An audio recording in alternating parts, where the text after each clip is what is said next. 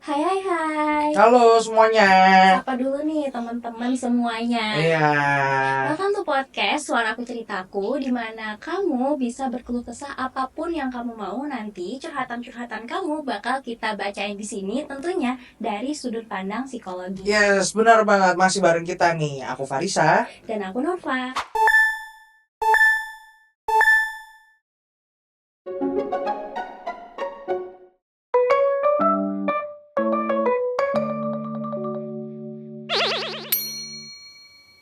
Nah, di episode 1 sebelumnya kita kan membahas tentang burnout dan juga self diagnose. Betul Tapi di situ sekali. juga di-spill dikit-dikit tentang anxiety atau kecemasan. Yes. Nah, ngomongin soal anxiety atau kecemasan, aku tuh sering banget dengar soal teman-teman aku ya, pas lagi ngobrol, mau itu di kantin, di kafe, pokoknya apapun itu pas nongkrong, bahkan di sosial media juga banyak orang yang ngerasain kecemasan. Benar gak sih? Bener banget. Tapi sebelum itu ya teman-teman ya, mungkin banyak juga nih Norva nih.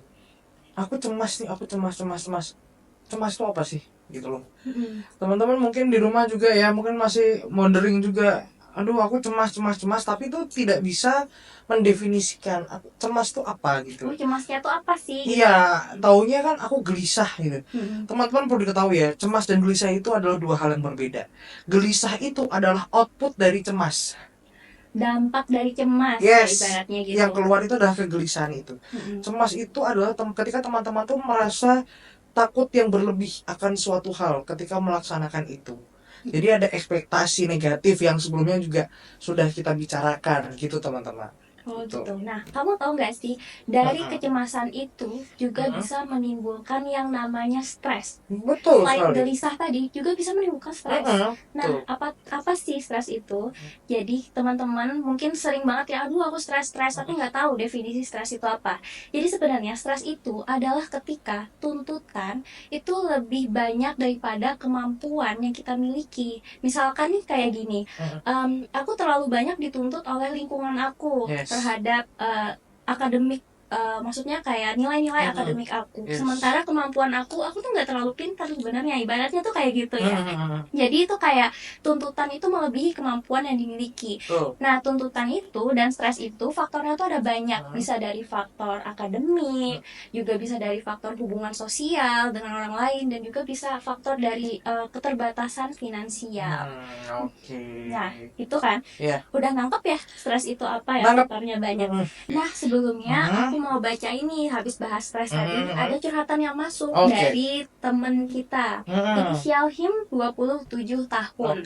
Nah, dia bilang gini, capek, berat, cemas banget. 3 minggu lalu aku bertengkar dengan ayah karena aku gak mau nurutin maunya untuk jadi PNS dan resign dari pekerjaan aku sekarang. Aku dikatain anak durhaka karena sekarang udah berani ngelawan.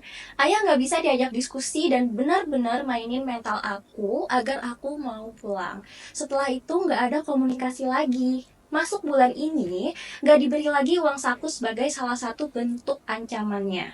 Masalah lainnya, ini udah hampir 3 bulan berlalu sejak sidang. Aku belum kerjain revisi dan jilid hardcover. Bolak-balik berusaha ngerjain tapi gak bisa. Cemas, takut buka laptop, dan selalu berakhir nangis atau muntah. Nah, besok aku mau usaha kerjain lagi dan aku minta temanku untuk nemenin besok. Terima kasih untuk space-nya gitu. Terima kasih ya buat Him udah mengirimkan curhatan kamu. Wow, curhatan dari teman kita ini sedih, berat dan sedih menurut aku ya. Iya. Karena memang dia sedang berusaha untuk menenangkan dirinya sendiri di sisi lain, tapi di sisi lain juga dia juga harus mau untuk memenuhi ekspektasi dari orang tuanya gitu loh. Jadi yang dialami oleh him ini, dia tuh terlalu banyak tuntutan dari lingkungan di sekitarnya. Sementara kemampuannya itu untuk mewujudkan tuntutan itu masih belum seimbang gitu. Iya, itu capek banget. Rasanya tuh capek banget. Iya, pasti capek banget menguras emosi dan tenaga tentunya. Tapi aku salut sih sama him ini karena dia udah mau berusaha untuk satu-satu mengatasi masalahnya dia. Tadi kan masalahnya di revisian dan sebagainya. Nah, dia minta temannya untuk nemenin dia. Itu penting banget punya teman penting gitu ya. sekali.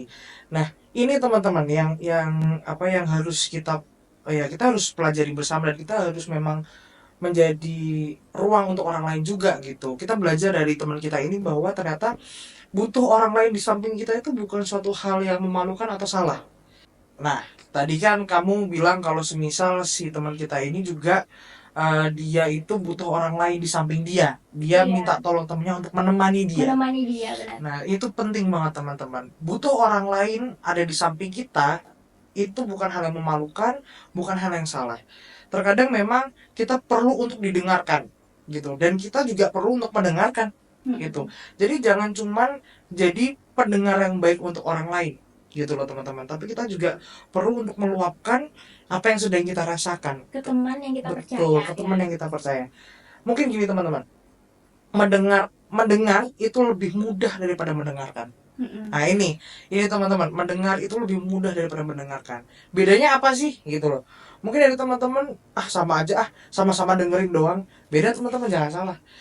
Mendengarkan itu di saat teman-teman itu bersedia secara penuh hadir untuk teman yang sedang memang membutuhkan. Secara pikiran teman-teman ada hadir, secara fisik pun juga ada hadir gitu loh. Sedangkan kalau mendengar sama aja, artinya kayak teman-teman misal lagi jalan di pinggir jalan gitu, teman-teman dengar ada suara motor, oh ya udah berarti ada kehadiran motor, ada kehadiran orang lain gitu loh. Tapi kalau mendengarkan, teman-teman secara sadar, secara penuh fokusnya teman-teman itu kepada teman-teman kita yang sedang bercerita. Itu dua hal yang berbeda teman-teman. Jadi inilah pentingnya mendengarkan. Gitu. Dan aku salut banget sama Him karena dia punya teman yang bisa nemenin dia. Yes, betul banget. Dan itu perlu punya teman seperti itu. Betul sekali. Nah, aku juga salut nih sama si Him ini karena dia juga udah punya teman ya, selalu ada buat dia. Emang kita butuh teman seperti itu. Nah, aku juga ada tips, kalau boleh kasih saran ya, tips nih buat Him. Ada yang namanya itu coping stress. Jadi coping stress ini adalah bagaimana cara kita menghadapi, cara kita menangani stres itu sendiri. Nah, kamu pasti pernah dengar ya, kamu anak psikologi nih, kita anak psikologi ya, soal coping stress. Pasti pernah. Jadi gini, coping stress tuh Norva itu dibagi jadi dua. Ada yang pertama berfokus pada masalahnya atau disebut dengan problem focus coping. Itu kita fokus sama masalah teman-teman, fokus sama sumber masalahnya, itu sumber masalah yang membuat kita stres itu apa. Dan yang kedua adalah emotional focus coping, dimana kita itu berfokus kepada emosinya. Nah, itu mungkin kalau yang kedua ini bisa disebut dengan regulasi emosi. Yes, betul banget. Nah, benar banget nih apa yang kata Farisa bilang ya, kalau coping stress itu ada dua. Nah, aku mau nambahin dikit ya biar teman-teman yang mendengarkan bisa paham nih. Yang pertama itu ada problem focus coping, yang dimana kamu itu fokus kepada solusinya. Misalkan nih, contohnya aku mendapatkan nilai yang jelek dalam ujian.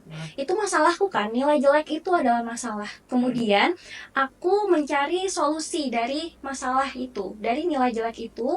Aku belajar dengan giat, mengubah cara belajarku agar lebih efektif, dan juga aku membaca lebih banyak buku. Kemudian aku juga nggak begadang sebelum ujian agar nilai aku di semester depan nggak jelek lagi, dan itu jadi solusinya. Nah, di sini adalah fokus kepada solusi, yaitu kita fokus kepada apa sih permasalahan yang membuat kita stres. Itu pertama adalah problem focus coping. Nah, yang kedua itu adalah emotional focus coping, yang dimana kita itu lebih meregulasi emosi kita. Ya. Karena dari banyaknya masalah itu tuh nggak harus selesai saat itu juga. Mungkin ada masalah-masalah di luar kendali kita yang nggak bisa kita selesaikan saat itu juga ya. Jadi kita perlu untuk meregulasi emosi kita. Jadi emotional focus coping adalah kita fokus bagaimana reaksi kita menghadapi stres yang muncul. Reaksi kita menghadapi keadaan-keadaan di sekitar kita. Misalkan nih, aku ada masalah sama teman aku. Pas aku ada masalah sama teman aku, karena ini adalah masalah antara dua orang yang nggak mungkin langsung bisa selesai ya. Kalau nilai jelek kan tergantung sama aku. Kalau masalah sama orang lain ya itu tergantung kedua belah pihak ya. Aku caranya adalah dengan meregulasi emosiku sendiri. Aku salahnya di mana sih? Mungkin kayak aku juga bisa curhat ke teman yang bisa aku percayai gitu. Jadi itu lebih ke meditasi diri, lebih ke introspeksi diri, meregulasi emosi kita sendiri, dan itu juga diperlukan saat adanya sumber stres itu muncul. Jadi kalian ya teman-teman bisa jadi fokus kepada solusinya atau fokus kepada diri sendiri. Kita mau merespon stres itu bagaimana sih? Karena sebenarnya yang menimbulkan stres itu bukan sumber stresnya, tapi bisa jadi karena ekspektasi kita atau perasaan kita terhadap stres itu.